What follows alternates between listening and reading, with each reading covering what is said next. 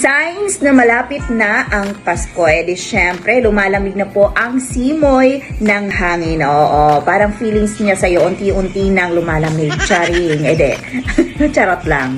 Ayun, kasi Beshi, pag malapit na ang Pasko, iba talaga yung simoy ng hangin. Iba talaga yung dampi ng hangin sa ating mga balat. Yung feel mo na parang ang saya. Oo, parang ang saya i-embrace nung lamig na yon na dumadampi sa ating mga skin. Wow!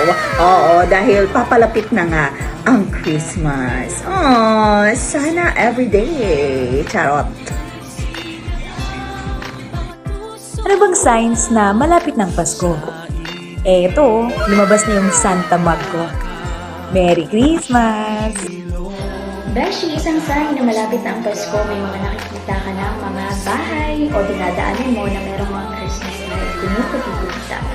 But, sa mga Beshi po natin bibili ng mga Christmas light dahil usong-uso yan ngayon, mapatindahan, mapa-online o sa mga mall na pinupuntahan, kailangan po maingat po tayo sa pagpili para iwas discussion sa pagpasok ng Pasko. Advance Merry Christmas!